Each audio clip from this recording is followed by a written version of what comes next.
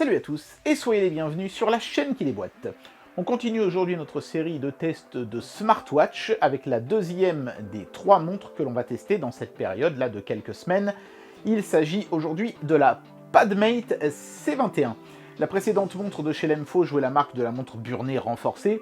Celle-ci, c'est tout le contraire, on est vraiment plus dans l'élégance et le raffinement, un peu à la Apple Watch.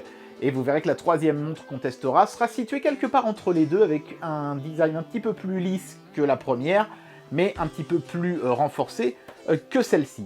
Alors Padmate, j'ai un petit peu hâte de tester leur smartwatch, parce que j'ai déjà testé plusieurs oreillettes Bluetooth de chez eux, elles étaient toutes très bonnes, mais c'est la première fois qu'ils font une smartwatch, donc je suis assez impatient de voir ce qu'ils nous ont pondu. On en parle souvent, alors tiens, j'en profite pour ouvrir une petite parenthèse. Souvent, quand je teste des marques comme ça qui sont pas forcément très connues, qui font pas des pubs à la télé ou des choses comme ça, les gens me disent oui, mais quid du SAV? Pour se dire que le SAV des grandes marques soit toujours forcément irréprochable, hein. J'ai de très mauvais souvenirs personnellement avec celui de chez Samsung, mais sachez qu'une fois j'ai eu un problème avec mes Pamukoyet et que chez Padmate ils me les ont échangés sans discuter. Donc je pense qu'on peut dire que c'est une marque qui tient ses promesses. Est-ce que ce sera le cas pour cette smartwatch aussi? C'est parti pour le test. Allez, c'est parti pour le déboîtage de cette montre. Ça va pas être très compliqué parce que Padmate n'a pas fait un effort substantiel sur l'emballage. Ils sont allés à l'essentiel avec cette petite boîte en carton qui est un peu légère. J'aurais aimé quelque chose peut-être d'un peu plus consistant. Ils m'avaient habitué à du superbe packaging sur leurs oreillettes Bluetooth. Et là, je retrouve pas le même sentiment d'originalité, d'exubérance. C'est un peu dommage. Et évidemment, la même chose peut être dit du produit en lui-même. On voit bien la photo, hein. On est quand même clairement sur une inspiration appleienne, la couronne rotative en moins. Voilà. C'est un peu dommage parce que du coup, bon, pour vous offrir ça à vous, ça change rien. Mais pour offrir ça à quelqu'un, un bel emballage, ça fait toujours plaisir. Et là, on reste un peu sur sa faim, je trouve. C'est pas dramatique, mais bon, voilà, c'est léger comme emballage, hein. Vous voyez, à l'intérieur, c'est pareil, hein. On a juste une cale en plastique comme ça. Ça respire pas forcément la grande élégance. Bon, après, voilà, hein, si ça leur a permis de faire des économies sur l'emballage pour en mettre plus dans le produit en lui-même, ce sera plutôt une bonne idée.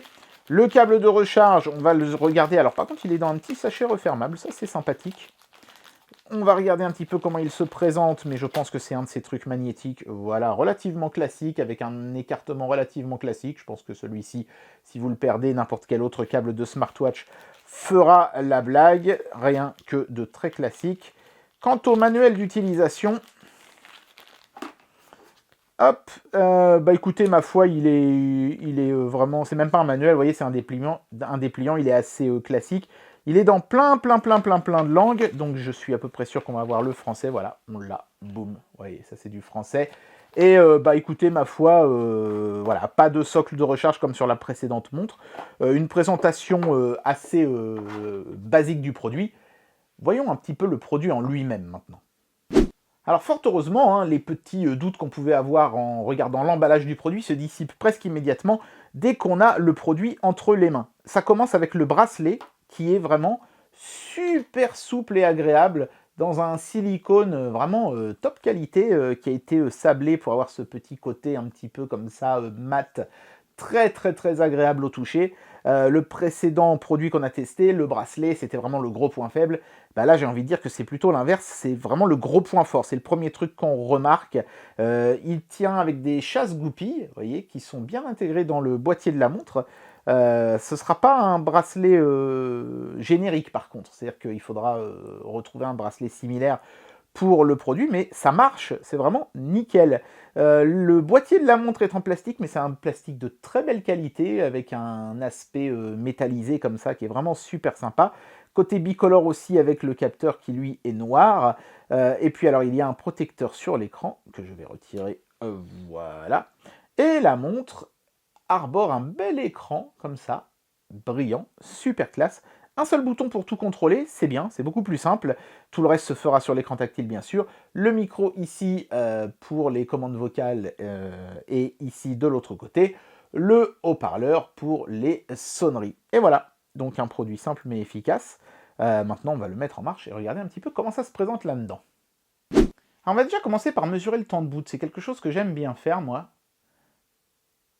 Je trouve que ça permet de bien se rendre compte de la performance d'un produit, le temps qu'il met à démarrer. Donc voilà, là j'ai senti la petite vibration et boum, c'est super rapide. Donc on devrait avoir quand même un Proco qui tient la route à l'intérieur de ce produit. Ça, c'est déjà un point très positif.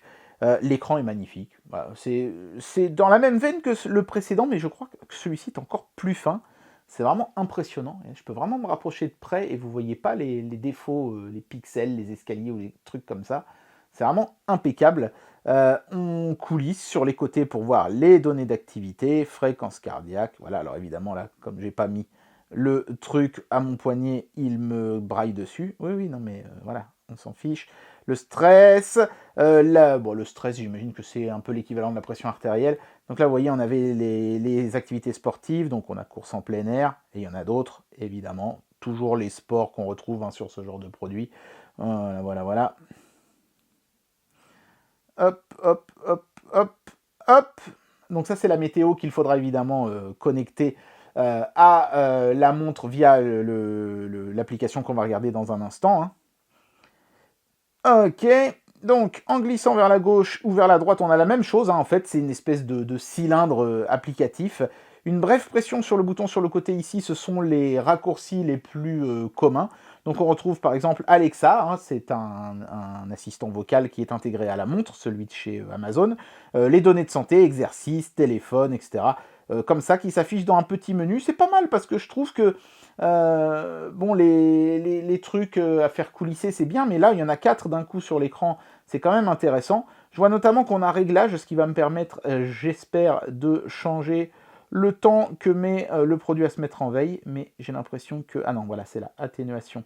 Voilà, là je peux changer 5 secondes, je vais mettre 15 secondes, comme j'avais mis sur l'autre produit. Hop, tac, ça on peut le faire directement depuis la montre. Point positif, sur le précédent produit, ça n'était accessible, ce réglage-là en l'occurrence, que sur l'application mobile. Voilà, mais c'est bien fait, c'est en français, c'est bien traduit. La police de caractère affiche les accents sans aucun problème. Non, c'est propre, franchement, rien à dire là-dessus. Hop, on va essayer de revenir à l'accueil, voilà. Glisser vers le haut, ça affiche les notifications. Glisser vers le bas, ça affiche le panneau de contrôle. C'est étonnant, habituellement c'est l'inverse, mais pourquoi pas, après tout, il n'y a pas de règles préétablies pour ce genre de produit. Voilà, donc là on a par exemple ce qu'ils appelaient l'atténuation, en fait c'est la luminosité de l'écran. On en a 5 valeurs, tac, tac. Voilà, ils ont mis 4, j'imagine que c'est pour que le produit ne consomme pas trop de batterie. La fonction lampe torche, en fait, vous voyez, ça met juste un écran tout blanc. La plupart des smartwatches font ça, mais c'est pas vraiment intéressant. La loupe, ça fait vibrer ou sonner votre téléphone au choix pour que vous le retrouviez si vous ne le retrouvez pas. Et ici, comme vous pouvez le voir, cette icône, c'est simplement l'activation ou la désactivation de la montre quand on fait ce geste-là. Vous voyez, tac, pour la sortir de veille. Rien que de très classique sur ce genre de produit. On va regarder l'application mobile de plus près maintenant.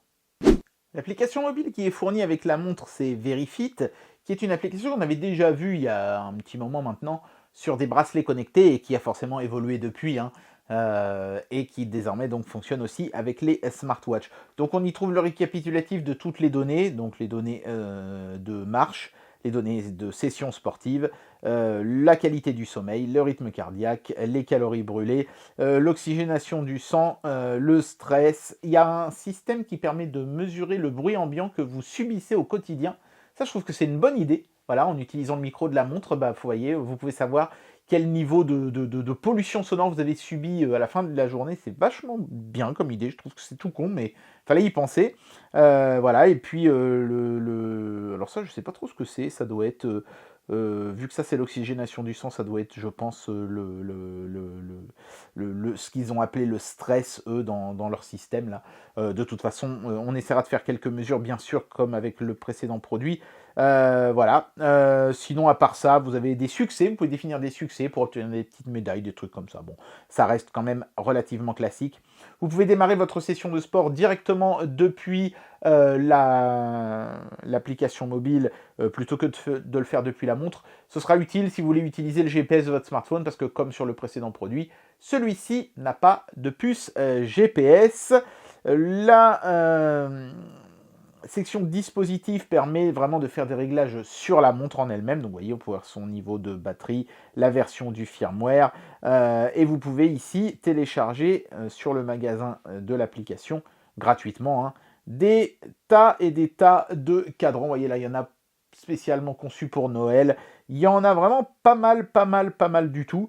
Vous voyez par exemple celui-ci, c'est moi qui l'avais téléchargé, c'est celui qu'on voit actuellement sur la montre, mais vous pouvez en télécharger plein d'autres, il y en a vraiment une palanquée. C'est toujours sympathique d'avoir comme ça un petit magasin de cadrans, même si évidemment les smartwatches 100% Android, mais qui coûtent 200 balles, hein, permettent d'en avoir nettement plus. Et puis la dernière section, bah, c'est votre section à vous, où vous définissez votre profil pour que la montre puisse s'occuper de vous du mieux possible. Vous définissez votre poids, votre taille et ce genre de paramètres, votre âge, votre sexe, et ça vous permettra d'avoir vraiment l'application aux petits oignons pour vous. Voilà, une application simple, sans surprise, un peu comme le reste de la montre, hein, j'ai envie de dire, mais soignée néanmoins.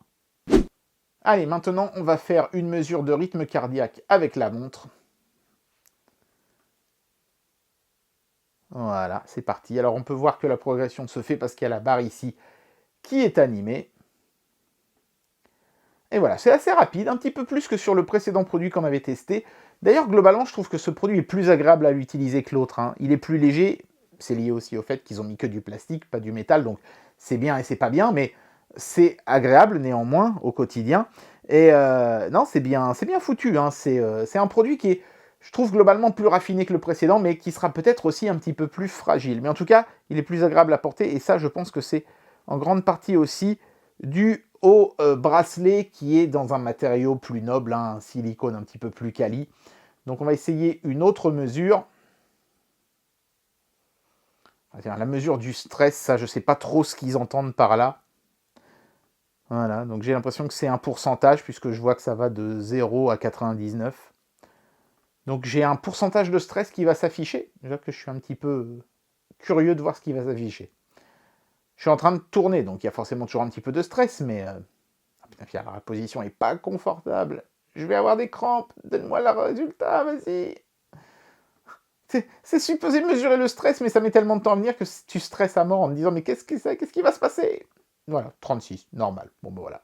Même en plein pendant un tournage, j'ai pas la pression, c'est très cool. Voilà, et puis bah, après pour tout le reste, hein, ce sont des mesures tout à fait ordinaires. Là vous venez de voir la météo qui a pu se mettre à jour parce que j'ai fait la connexion avec le smartphone. Alors regardez, j'ai mis la surveillance du bruit ambiant.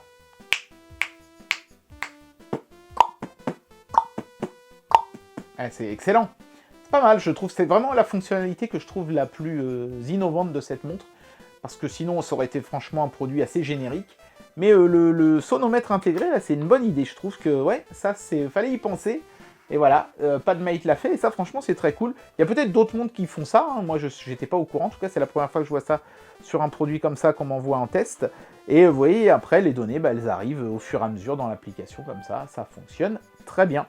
Voilà, et bah écoutez, il est temps pour moi d'amener une conclusion à cette vidéo, et de vous donner mon avis sur ce produit.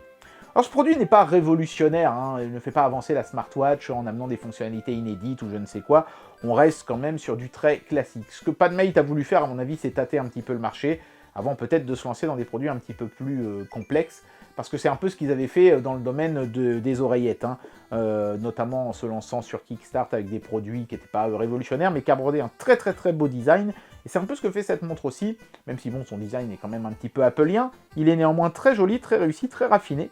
C'est une belle réussite, le bracelet super confortable. On sent bien que PadMate a privilégié la forme plus que le fond, qui est pas mauvais, mais qui est juste, on va dire, classique, banal, quoi, sans grande originalité. À part, je le répète, ce sonomètre-là que je trouve vraiment être une idée intelligente et astucieuse. Voilà, c'est un chouette petit produit qui coûte dans les 75 €, je crois, au moment où je fais cette vidéo, donc un peu plus cher que le précédent qu'on a testé, mais néanmoins plus raffiné, plus confortable, et je pense que c'est ça qui se paye, hein, c'est ce soin apporté dans le choix des matériaux, notamment du bracelet, la légèreté du produit, la qualité de l'écran, qui est encore un petit cran au-dessus du précédent, qui est déjà très bon, hein, néanmoins, mais quand même encore un petit peu au-dessus. Ouais, c'est un bon produit, et pour les gens qui voulaient un équivalent smartwatch Apple, mais vraiment pas cher, et ben franchement, on est dedans, on a le look, on n'a pas les fonctionnalités ni les performances évidemment du produit de chez Apple, mais on a tout ce qu'il faut, et même un petit bonus avec ce sonomètre, donc ouais, pourquoi pas. C'est un bon début chez PadMate, même si j'espère que ce produit, après avoir fait ses preuves, donnera naissance à des trucs un petit peu plus originaux, un petit peu plus chiadés. Et bien voilà, c'était le test de cette PadMate C21. On sent bien que PadMate tâte un petit peu le terrain avec cette smartwatch et n'ont pas pris de gros risques, mais c'est néanmoins un produit cohérent, qui tient la route, et j'espère que par la suite ils seront un petit peu plus téméraires et nous proposerons des choses un petit peu plus originales. J'espère que cette vidéo vous aura plu, et moi je vous dis à très bientôt pour un prochain test. Allez, tchuss!